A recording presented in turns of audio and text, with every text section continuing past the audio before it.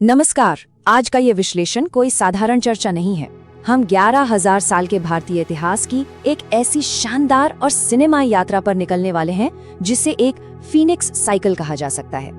एक ऐसा निरंतर चक्र जहां अद्भुत स्वर्णिम युग आए, विनाशकारी आक्रमण हुए और हर बार, जी हाँ, हर एक बार यह सभ्यता राख से उठकर एक नई ऊर्जा और ताकत के साथ फिर से खड़ी हो गई। तो चलिए बिना देर किए सीधा विषय पर आते हैं। तो आज के सफर का रोड मैप कुछ ऐसा है। सबसे पहले सभ्यता का उदय, फिर स्वर्णिम युग और साम्राज्य, इसके बाद आक्रमण और भीषण प्रतिरोध।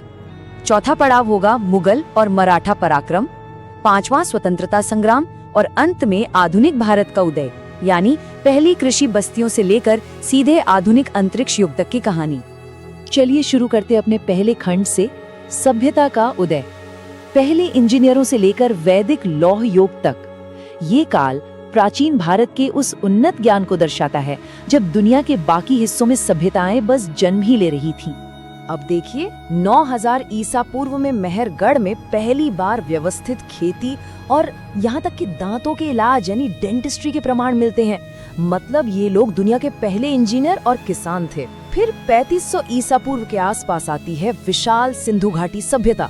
उनकी 90 डिग्री पर कटी ग्रिड वाली सड़कें और कमाल का ड्रेनेज सिस्टम आज के स्मार्ट शहरों को भी पीछे छोड़ दे। और इसके बाद 1500 ईसा पूर्व की लौह क्रांति, जहां रावी नदी के तट पर दशराज युद्ध हुआ और यहीं से इस पूरी भूमि को नाम मिला भारत। इसके बाद हम पहुंचते हैं दूसरे खंड पर, स्वर्णिम युग और साम्राज्य, दार्शनिकों और दूरदर्शियों का युग। ये वो समय था जब विशाल साम्राज्यों का निर्माण हुआ और गहरी दार्शनिक विचारधाराओं की नींव रखी गई।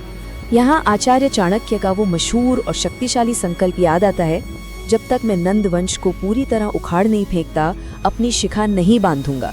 तक्षशिला के इस अपमानित विद्वान की इसी एक रणनीतिक प्रतिज्ञा ने चंद्रगुप्त मौर्य का मार्गदर्शन किया और एक ऐसे अखंड शक्तिशाली मौर्य साम्राज्य की स्थापना हुई जिसकी सीमाएं ईरान तक जा पहुंची थी। सच में ये गेम चेंजर था। और ये बात हमें एक और बड़े ऐतिहासिक मोड़ की ओर ले जाती है, सम्राट अशोक का जीवन। कलिंग युद्ध में हुए लाखों लोगों के रक्तपात ने इस क्रूर विस्तारवादी राजा को अंदर तक झकझोर दिया। उन्होंने हमेशा के लिए अपनी तलवार फेंक दी और युद्ध घोष को त्याग कर धम्म घोष यानी शांति, अहिंसा और करुणा का रास्ता अपना लिया। फिर आता है भारत का गुप्त काल, जिसे असल में स्वर्णिम युग कहा जाता है। महान गणितज्ञ आर्यभट्ट का शून्य और पृथ्वी के घूमने का सिद्धांत, दिल्ली का वो लौह स्तंभ जिसमें 1600 सालों से आज तक जंग नहीं लगा, सोचिए जरा। इसके अलावा 10,000 छात्रों वाला दुनिया का पहला बड़ा नालंदा विश्वविद्यालय और अजंता एलोरा की बेजोड़ कला, ये ऐसे चमत्कार हैं जो आज के आधुनिक विज्ञान को भी हैरान कर देते हैं। लेकिन इतिहास का पहिया घूमता है। खंड 3, आक्रमण और भीषण प्रतिरोध, सभ्यताओं का टकराव और वो घातक खामी। अब हम एक बहुत ही गंभीर और अंधकारमय दौर में प्रवेश करते हैं। यहाँ एक बहुत ही कड़वी सच्चाई सामने आती है जिसे हम इस सभ्यता के घातक खामी कह सकते हैं। अगर इतिहास को निष्पक्ष होकर देखें तो ये सभ्यता कभी भी बेहतर हथियारों से नहीं हारी। ये हारी अपनों की गद्दारी और दुश्मनों को अत्यधिक माफ कर देने की आदत से। जयचंद का धोखा या फिर पृथ्वीराज चौहान का युद्ध के नियमों का पालन करते हुए बंदी बनाए गए मोहम्मद गोरी को माफ कर देना, ये बाद में सभ्यता के लिए बेहद निर्णायक और कमजोर बिंदु साबित हुए। इस अंधकारमय दौर के भयंकर टकरावों में जौहर जैसी अत्यंत पीड़ादायक प्रथा का भी जिक्र आता है। विदेशी सेनाओं द्वारा पकड़े जाने, दास बनाए जाने और अपना सम्मान खोने से बचने के लिए महिलाओं द्वारा सामूहिक आत्मदाह करने की यह एक कठोर प्रथा थी।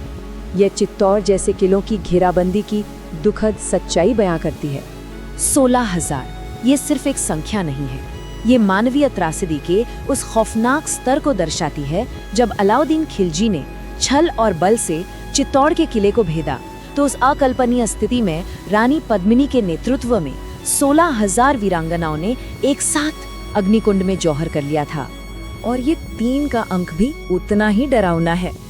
बख्तियार खिलजी के हमले के बाद महान नालंदा विश्वविद्यालय की लाइब्रेरी लगातार 3 महीने तक जलती रही।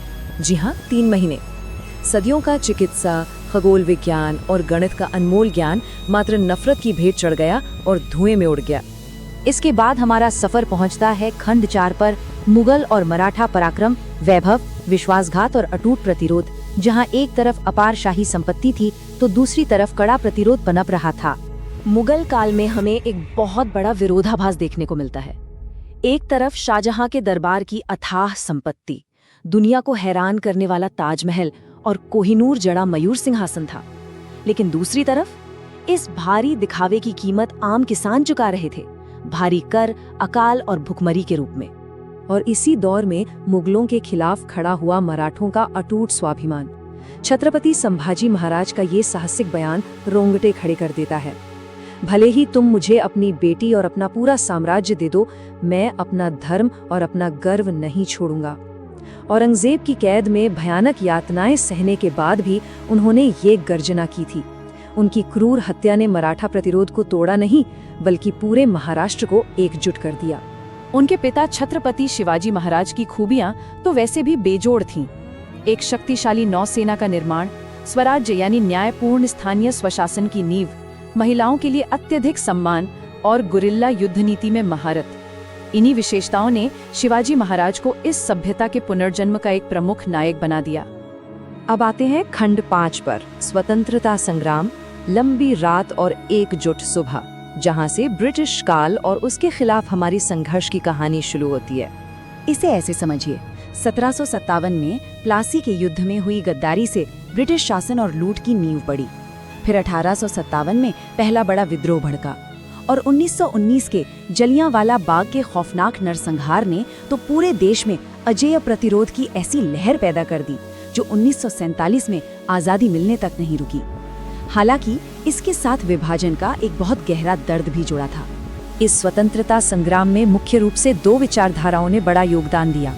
एक तरफ महात्मा गांधी का शांतिपूर्ण सत्याग्रह था, जिसने निहत्थे रहकर जनमानस को जोड़ा और अंग्रेजों को झुकने पर मजबूर किया।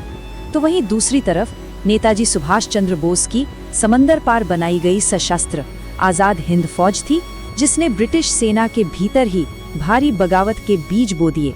तो यहाँ सबसे अहम बात यह है कि नेताजी का वो नारा, तुम मुझे खून दो मैं तुम्हें आजादी दूंगा, ये सिर्फ कुछ शब्द नहीं थे। इस शक्तिशाली आह्वान ने ऐसा सैन्य विद्रोह खड़ा किया जिसने अंततः ब्रिटिश साम्राज्य की नींव हिलाकर रख दी और उनके भारत छोड़ने की गति को बहुत तेज कर दिया। और अब हम पहुंचते हैं अंतिम पड़ाव पर, खंड 6, आधुनिक भारत का उदय, फीनिक्स की उड़ान। हजारों साल पुरानी यह सभ्यता अब पूरी तरह से एक नए रूप में उड़ान भरने के लिए तैयार थी। साई 56, ये आंकड़ा सच में हैरान करने वाला है। आजादी के ठीक समय भारत इतनी बड़ी संख्या में छोटी बड़ी रियासतों में बटा हुआ था। ये सरदार वल्लभ भाई पटेल की फौलादी इच्छा शक्ति ही थी जिसने इन सभी बिखरे हुए टुकड़ों को एक धागे में पिरोकर एक अखंड और मजबूत राष्ट्र का निर्माण किया। और ये विशाल ऐतिहासिक आंकड़ा देखिए, 93,000। ये 1971 के युद्ध में पाकिस्तानी सैनिकों के ऐतिहासिक आत्मसमर्पण को दर्शाता है। विश्व इतिहास के सबसे बड़े सैन्य समर्पण ने दुनिया को भारत की नई ताकत से परिचित कराया और इस क्षेत्र की भू राजनीति को हमेशा के लिए बदल दिया। आधुनिक भारत की तकनीकी प्रगति का सफर तो वाकई चमत्कारी है। जरा सोचिए, साइकिल पर रॉकेट के पुर्जे ले जाने की उस अत्यंत साधारण शुरुआत से लेकर पोखरण की रेत में स्वतंत्र रूप से परमाणु परीक्षण करना और अंततः चांद के अछूते दक्षिणी ध्रुव पर अपना चंद्रयान उतारना, जो दुनिया के सबसे ताकतवर देश नहीं कर पाए, वो इस देश की इच्छा शक्ति और तकनीक ने कर दिखाया। तो अंत में एक बड़ा सवाल उठता है, जो सभ्यता 11,000 सालों के झंझावातों, अनगिनत आक्रमणों और आंतरिक संघर्षों को झेलने के बाद आज चांद के दक्षिणी ध्रुव पर पहुंच गई है, वो प्राचीन भूमि अब अपना अगला अध्याय क्या लिखेगी? इतिहास का ये निरंतर चलने वाला फीनिक्स चक्र वाकई अकल्पनीय और प्रेरणादायक है। इसी विचार के साथ हमारा आज का ये विश्लेषण यहीं समाप्त होता है।